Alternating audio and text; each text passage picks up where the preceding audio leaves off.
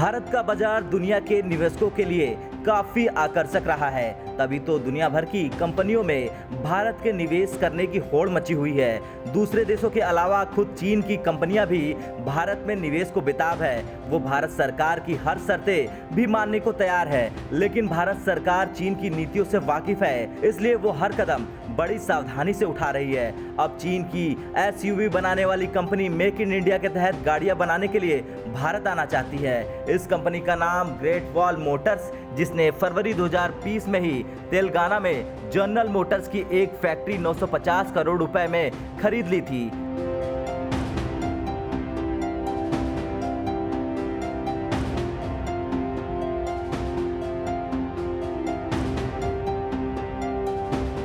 ये कंपनी लगातार भारत सरकार से इस बात की मंजूरी मांग रही है कि उसे भारत आने दिया जाए। इसी वजह से कंपनी ने अपने एग्रीमेंट की तारीख भी बढ़ा दी है। पिछले साल भारत चीन सीमा पर पैदा हुआ तनाव के चलते ये सब हो रहा। ग्रेट वॉल्स मोटर्स ने भारत में जनरल मोटर्स की फैक्ट्री के अधिग्रहण के एग्रीमेंट को 6 महीने के लिए बढ़ा दिया। अभी तक दिल्ली से चीन के एसयूवी निर्माता को भारत में बिजनेस करने की मंजूरी नहीं मिली।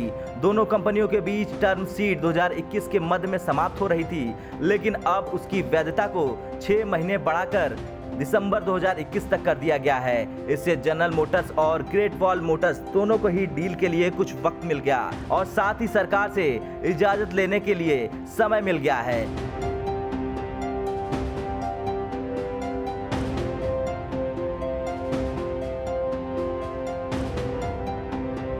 भले ही चीन की ग्रेट वॉल मोटर्स भारत में तगड़ा निवेश करने की बात कर रही हो, लेकिन भारत सरकार चीनी कंपनियों के सहज रहते आगे बढ़ना चाहती है। इसकी एक बड़ी वजह है सीमा पर चीन की तरफ से किया जा रहा बर्ताव। पिछले साल तो चीन की तरफ से सीमाओं पर गोलियां तक चली। दोनों सेनाओं के बीच भी भिड़ंत हो गई, जिसमें भारत के 20 वीर शहीद हुए और चीन के 40 के ऊपर सैनिक मारे गए।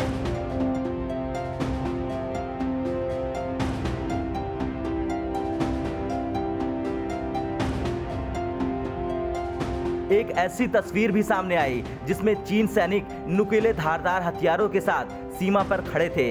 इन सब के बीच भारत ने भी चीन पर तमाम प्रतिबंध लगाते हुए वहां के ऐप्स और बिजनेस को भारत में बंद कर दिया, जिसकी वजह से ग्रेट वॉल मोटर्स को भारत आने की इजाजत नहीं मिल रही है। ब्यूरो रिपोर्ट, भारत तक।